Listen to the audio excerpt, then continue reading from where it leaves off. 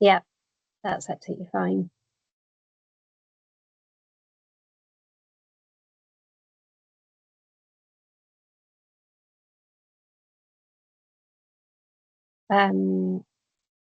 I'll just wait for everyone to come back.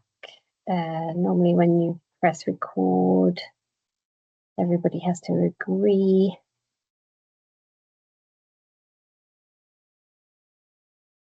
Hopefully we get some people back in the room soon. Wonderful. Hi, Lauren. Do people stuff. know if they turn their camera on, it gives them the prompt to agree to the recording? Yeah. So if you're still just, or it might be if you just unmute, it will give it to you as well. There we go. Everyone's coming back. Amazing. Teams is so odd with the recording thing. So hopefully we've got most people back in the room, and I will share my slides.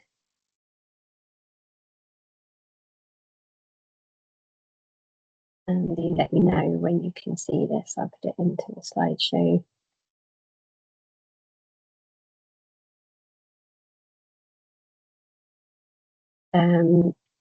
Once I share this as a slideshow, I can't see anybody. So can I just check if someone could just let me know if you can see the screen? Yeah, we can see that. Thanks. Great, thank you.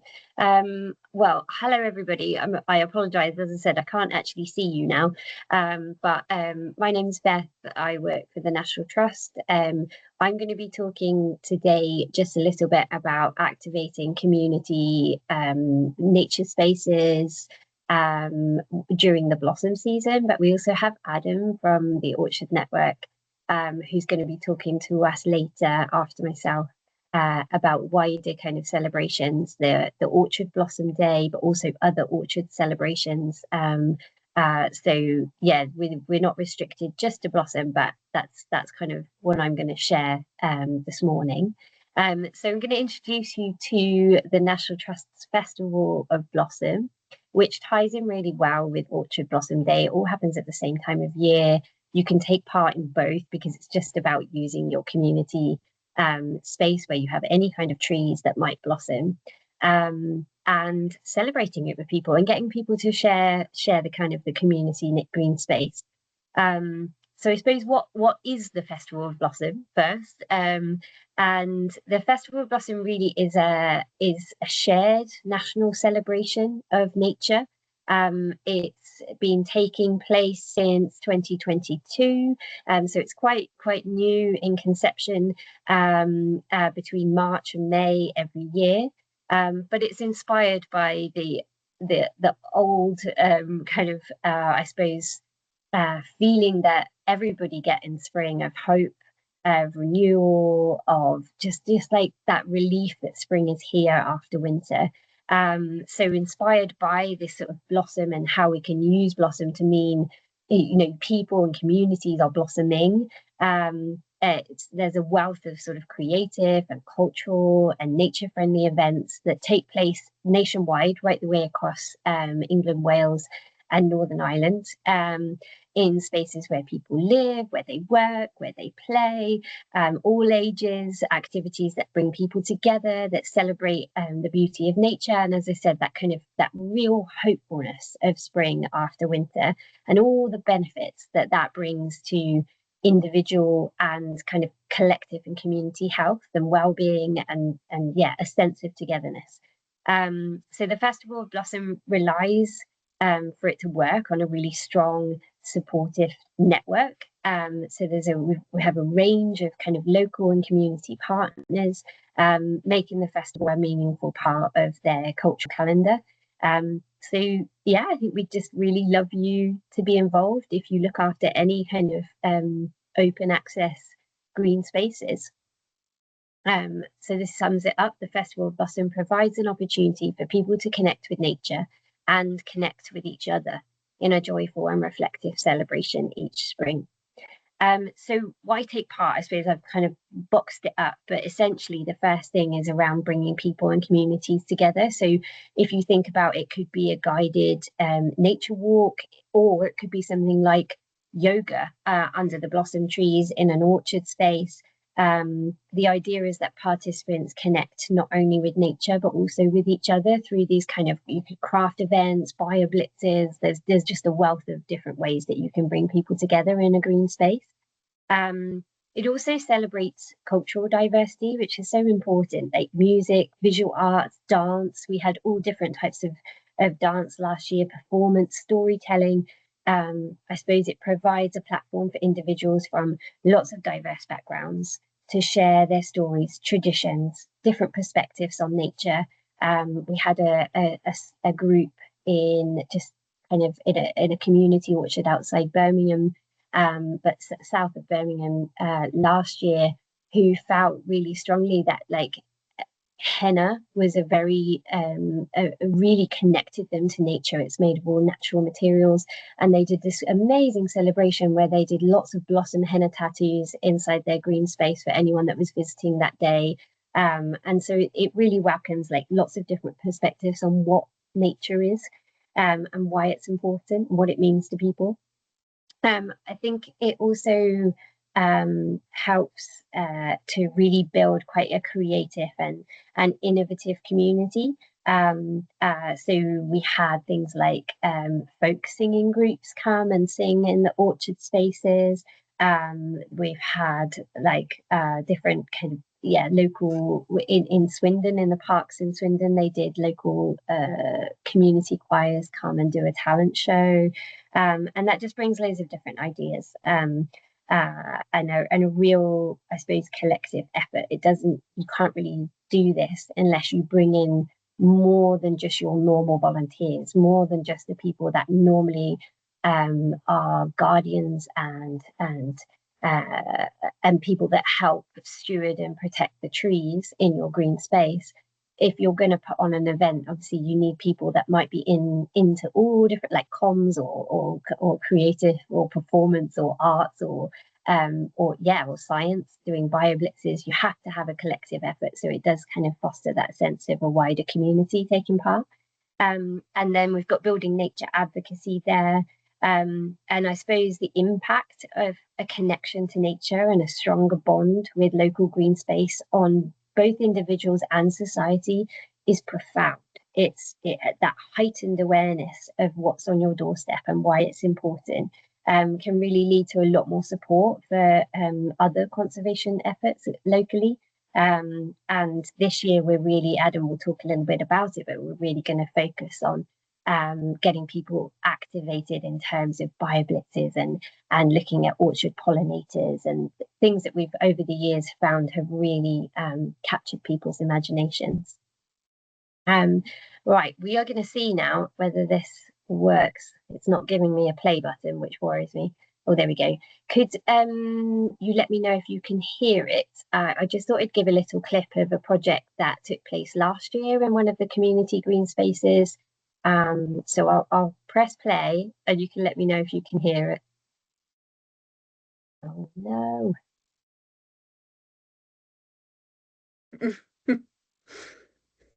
Don't do this to me. Oh, YouTube.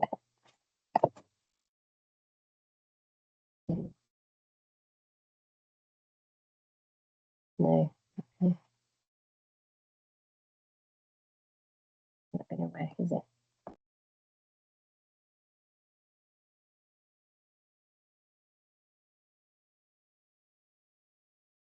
All right.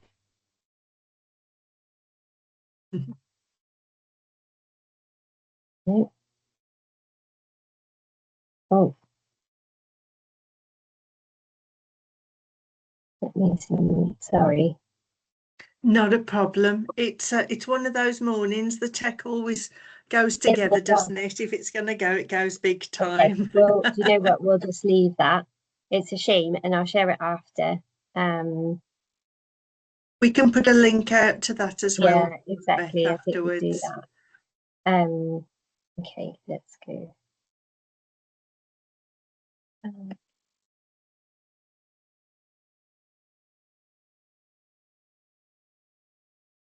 Oh, this is painful this morning, isn't it?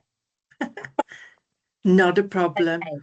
So what we'll do then, we'll just skip forward onto some of the ways that you could get involved in terms of what other people have done in previous years. So this, for just as an example, the pictures that you're seeing here were some community choirs that came to do a Voices Blooming event where they actually, over the months before the blossom season, wrote their own blossom song. And Sorry, Beth, I can't see anything at the moment. Is that just me? Oh. I don't think you're sharing your screen. It's not sharing. Let's try it. Okay, We're back.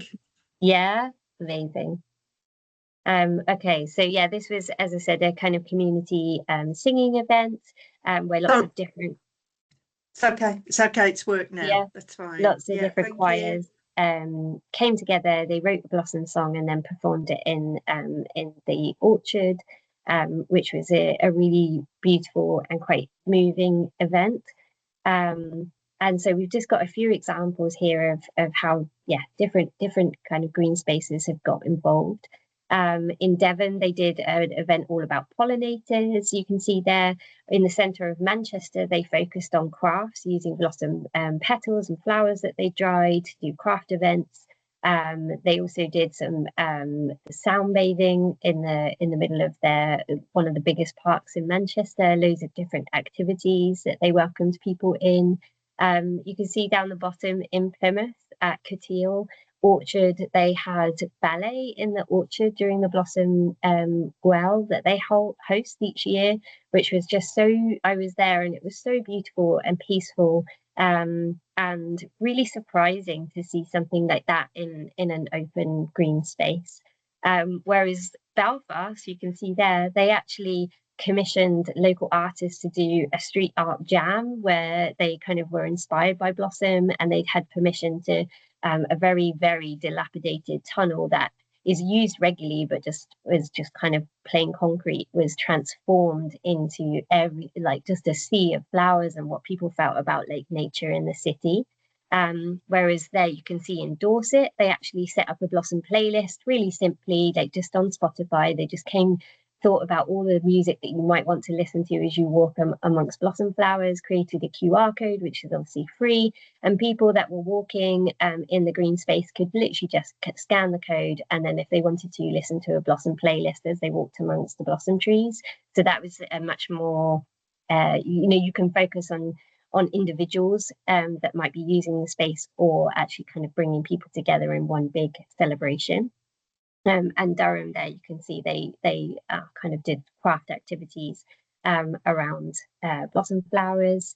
In Newcastle, they focused on bees and pollinators, and they had lots of different activities for different ages to come and discover why pollinators were so crucial to, in this case specifically, an orchard. I've got Belfast again there because they'd made seed bombs in the centre of the city, talking to people all about their like local nature spots, why they loved them, where they could put the seed bombs, where they, just their like inspiring conversations really around green space. And Manchester, there they did the same. They created lots of different seed bombs that they then actually sent out to different community groups. In Birmingham, they did a blossom parade. You can see down the bottom there, they invited local schools to create blossom masks, and then asked them if they wanted to come along to an event, various events across the city in green spaces to do a blossom parade, which was so popular. It really kind of it captured the imagination of a lot of the kids. In Swindon, I mentioned they did a singing competition in their new blossom. Like they've got a new space in one of the big parks in Swindon where they've planted a circle of blossom trees, and that was again a really, really beautiful event to witness. And in Plymouth, they actually commissioned some young people that were from the local art college to just think of like community projects that they could do inspired by Blossom.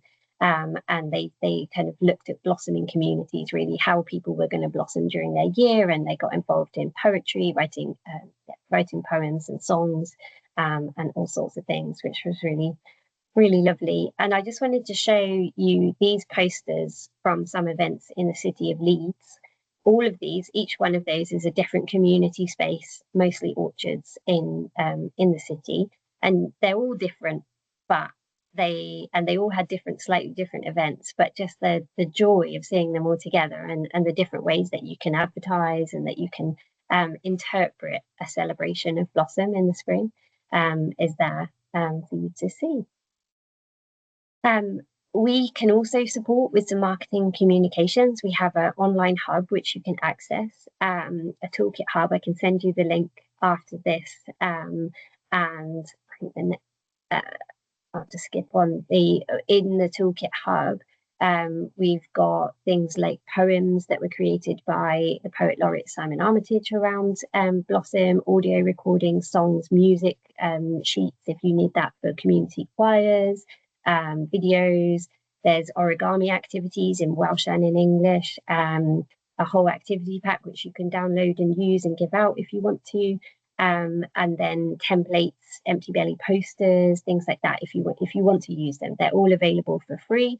So you can sign up to the toolkit, get access to that, and download any of the resources that you might need to help you. I did a quick FAQ just because there are normally just two really obvious questions, like where can we celebrate the blossom in our communities? It doesn't have to necessarily be outdoors, but it does make more sense to have these kind of open green spaces be the place that you welcome people to. But we've had library services get involved and all sorts, so it can happen indoors and outside. But it's about celebrating people's personal and collective connections to nature where they live. And then in terms of when you could celebrate this, really it suits you. It's spring, it's a springtime kind of moment. And so we do kind of kick it off normally towards the middle to the end of March, normally around the spring equinox, and carry through, because you have obviously much earlier blossoms, and then the orchards normally around late April, when we have the real kind of amazing orchard blossom, so right through to the end of May. And we got a quote here. This is from someone that attended an event in Leeds. So this is someone who organised the event, and they said some people turned up who helped plant the orchard nearly 10 years ago. They were so excited to see that nearly all of them are established trees in full blossom.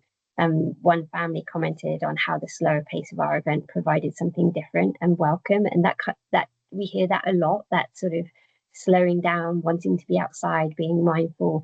I suppose what I'm trying to say is you don't have to put on a huge amount. It doesn't need to be loads. It's about removing the barriers that people feel in entering a green space that's meant to be for the whole community, and just welcoming people in. And I got this quote from one of our trees and woodlands advisor at the National Trust, which I thought was particularly lovely. He said, trees, and particularly our blossom trees, are beautiful, and the effects of this on people's well-being, while hard to quantify, cannot possibly be understated. Blossom trees in spring bring life, energy, places to sit and reflect, objects to watch sway in the wind. They can ground us and remind us of the world beyond our immediate surroundings, and take us out of ourselves when we need time away from the problems of our lives. One of the great benefits of trees is that they make ourselves, and correspondingly our problems, seem small. And that health and well-being element to celebrating trees and blossom and beauty in the springtime, it really can't be understated. It comes through so strongly from everybody that joins events around the country, that they just feel a surge of happiness, of calmness, of just that hopefulness and renewal in the spring. So we'll end there. I can take some questions now, or we could listen to Adam and then take collective questions at the end. I don't mind which way round. This picture you can see is the guys that did the Gwell at Cateel Orchard down in Devon, Cornwall, sorry, right on the border. And yeah, they really kind of went to town, and it was just such a joyful celebration of the blossom season and the orchard, with loads of music and dancing and stalls, and it was really, really lovely, and it is worth celebrating. That looks absolutely fantastic. And does anyone have any questions now for Beth? Please raise your hand if you do.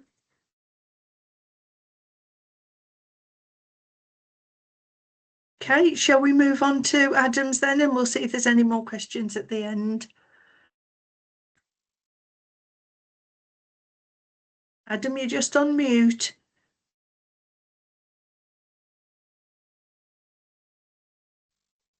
Hello there. Yeah, wasn't that fantastic set of images, Beth? Really introduced us to the Blossom Festival that you've got. Who's going to be able to move the slides forward for me? Is it Beth or Alison? Did you download them, Alison? And no, I thought you were going to do that, Beth. Okay. Because you were going to change something, weren't you? Yeah, I'll get the PDF. I don't have access to WeTransfer, so I can.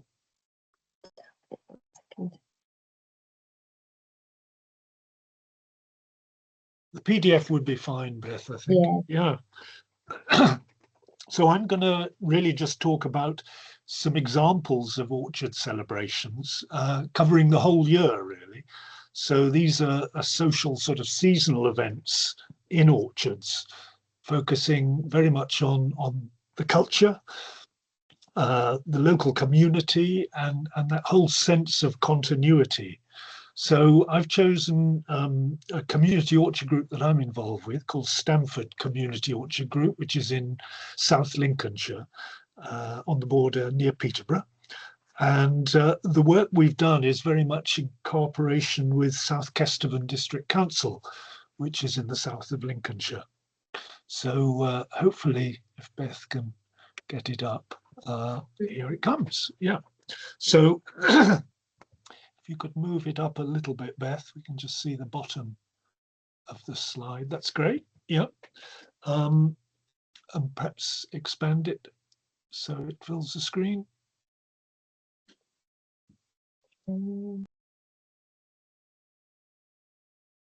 Lovely, thank you. So, as I say, yes, it's just a collaboration we've had with South Kesteven District Council and ourselves. So the next slide, Beth. Yeah, so this really illustrates how all the way through the year you can have some sort of social seasonal event that ties in beautifully with some of the activities that go on in the orchard, all the way from planting, about now beginning to start, we're just beginning to start pruning and just beginning to start grafting as well. I've personally just completed organising a wassail in our Stamford orchard, which I'll show you some pictures of in a minute. And I think, as Beth was saying, with the Blossom Festival, there's no particular dates for any of these festivals. Wassail has gone on traditionally, historically, at many times in early January, all the way from January the 5th right through to January the 19th.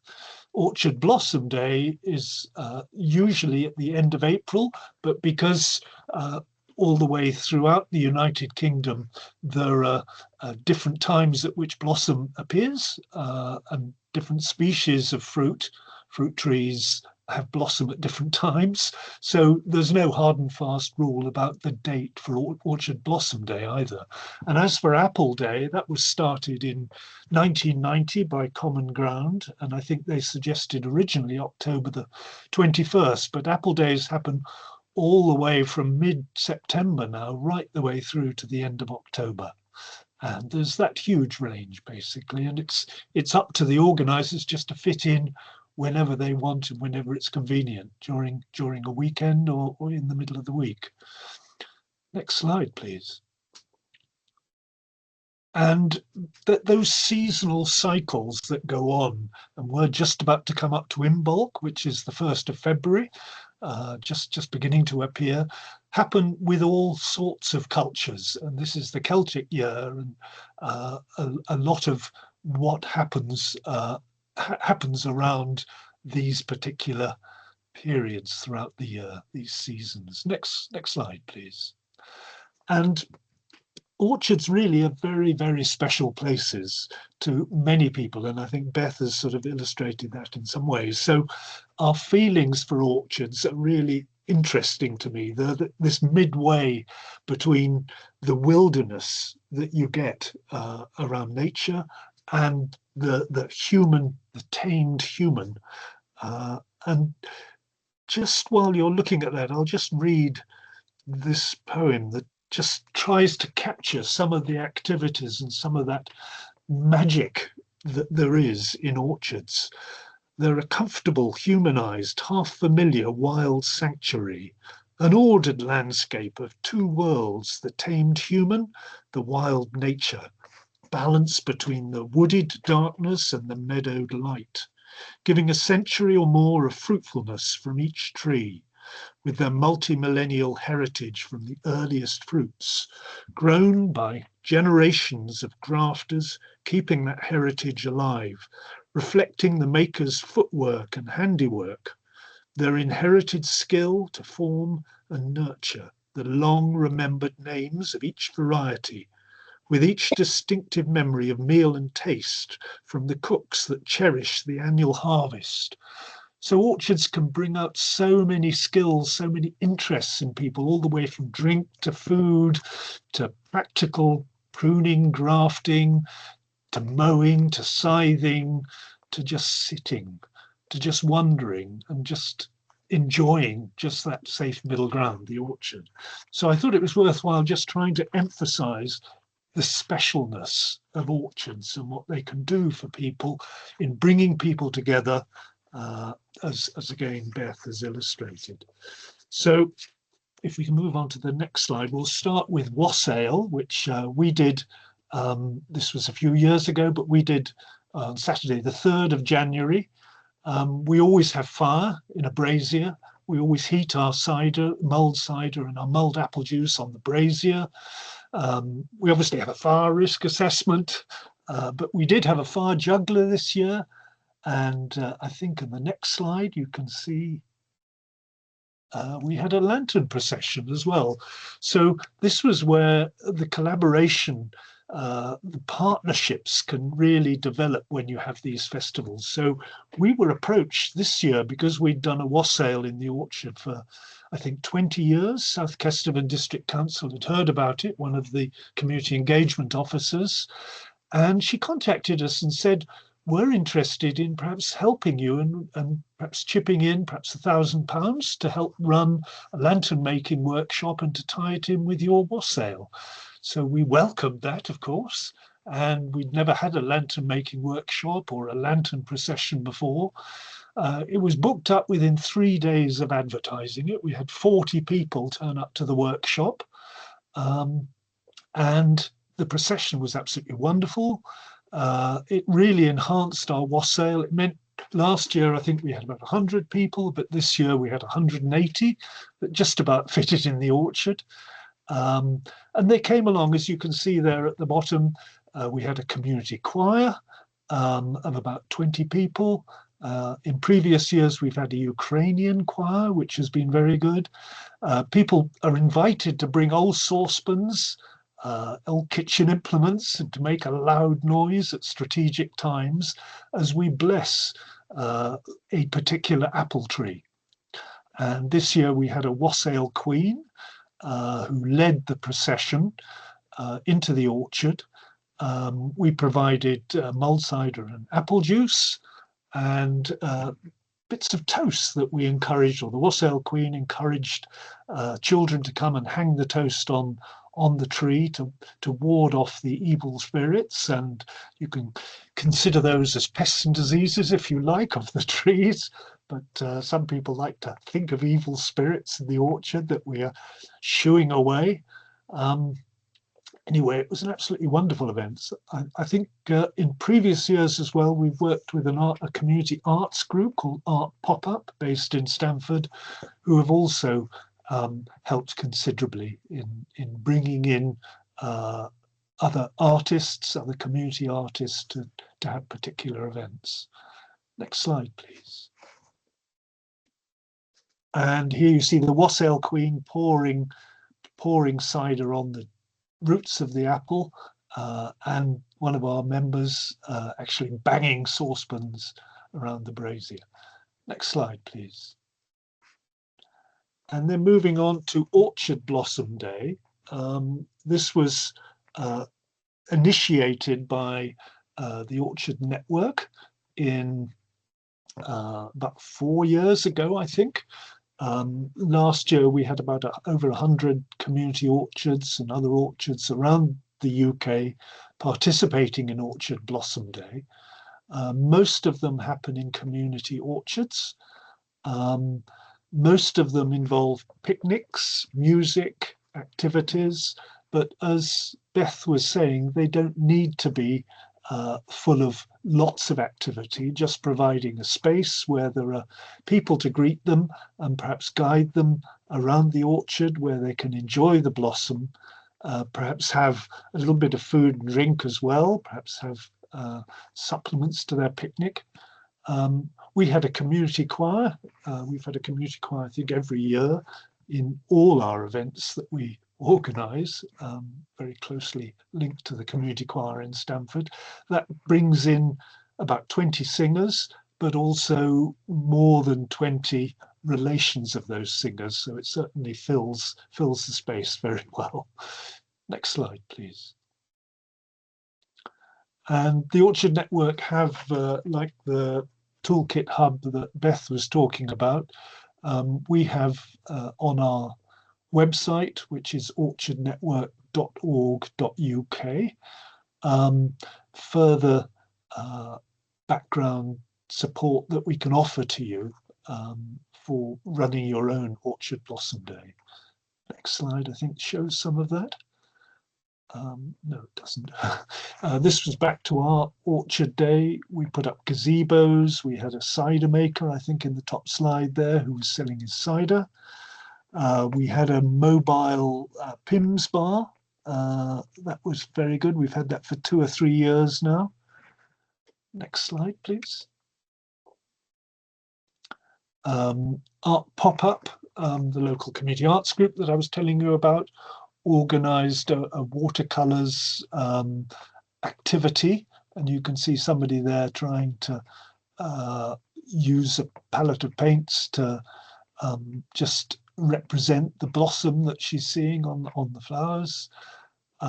We were selling cider, vinegar, obviously trying to recruit members to our group. But the main event really was about a picnic, as you can see in the bottom slide there. Next slide. And back to the guidance we can give. We work incidentally with European Orchard Day. That happens in about 8 or 9 countries now across Europe, celebrating Orchard Day. So at the end of April, the last Friday in April, I think European Orchard Day is, both the Blossom Festival organised by the National Trust, ourselves and European Orchard Day, all there to celebrate blossom. So there's a lot of partnership working that's going on. But here's some activities that we're just suggesting that could go on. Having a blossom breakfast, guided tours in the orchard, a picnic, as I've said, perhaps a blossom trail if there are quite a few orchards nearby. In the West Country, in Herefordshire, I know if Wade's involved here in the audience, he'll probably agree that blossom trails are very popular in his area. And again, spotting activities, looking very much at pollinators, blossom, different species, different varieties of fruit trees. Next slide, please. And then we've mapped, if you look at our interactive map on our website, you should be able to see the range of local community orchards and other orchards that have been involved over the last few years. Next slide. I think that might be it. Oh, this is the last one. Yes, so we also add downloadable copyright-free images, which you can use to put together some poster material and some suggested text and other things. So I think we'll move on now to Apple Day, which is the last of the 3 events. So Apple Day, ours always happens on the first Saturday in October in Stamford. Obviously, we're trying to just use weekends. We put on a display of about 300 different varieties of apple. We actually run the Apple Day, or have done recently, in an art centre in the centre of Stamford. But we're now beginning to think we should be running it back in the orchard, where you can, and I think most Apple Days, there are probably about 1,000 at least, a minimum of 1,000 run around the country, around the UK. Most are actually put on in orchards where you can actually see the fruit on the trees and obviously enjoy the orchard. But we have, we've used the art centre because we get a footfall of about 1,000 people coming through, because we have a lot of stall holders as well, which really raises awareness of apples and other fruit hugely in our town.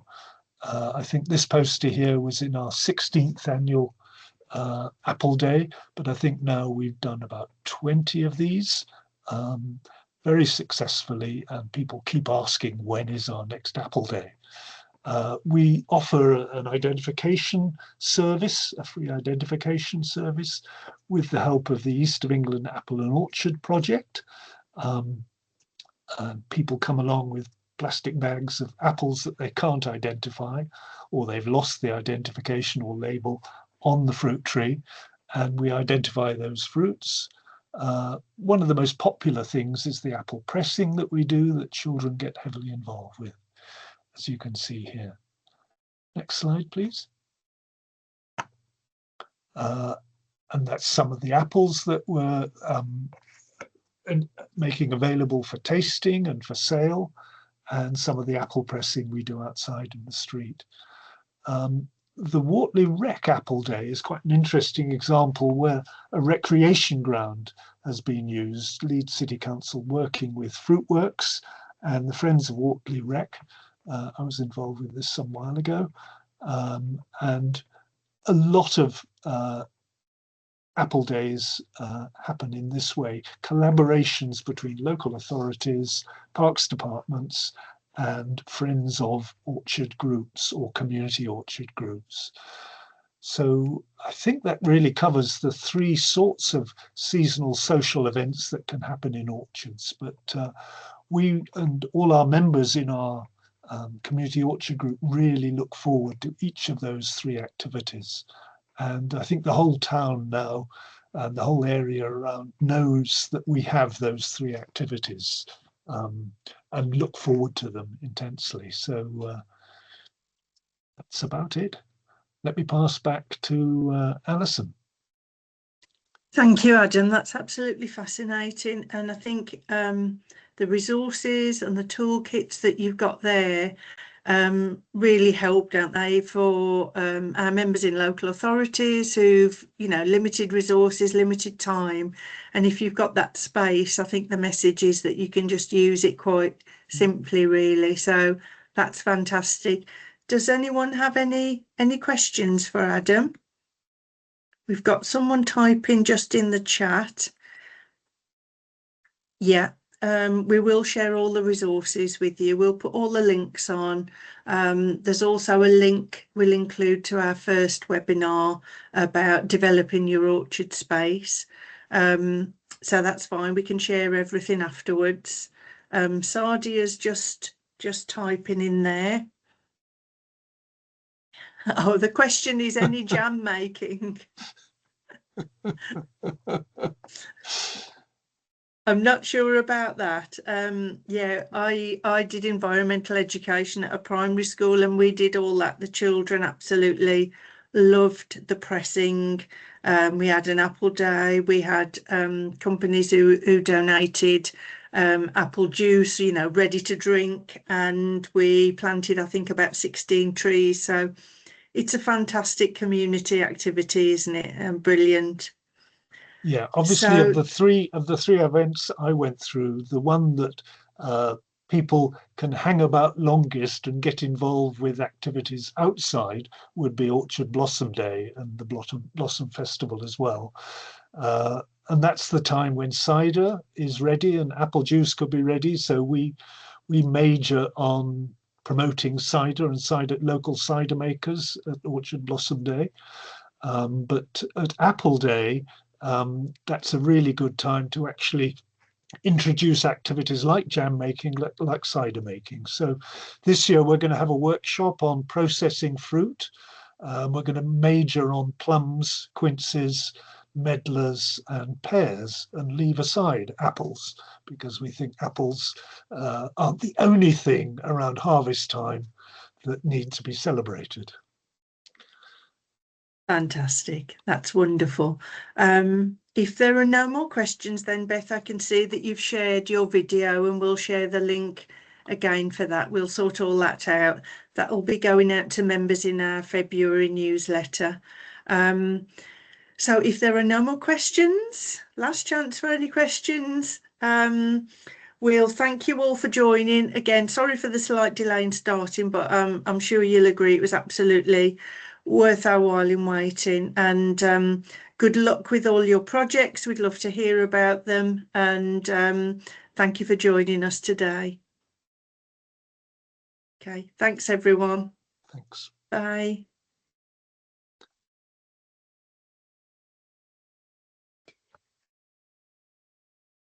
Thanks, Adam.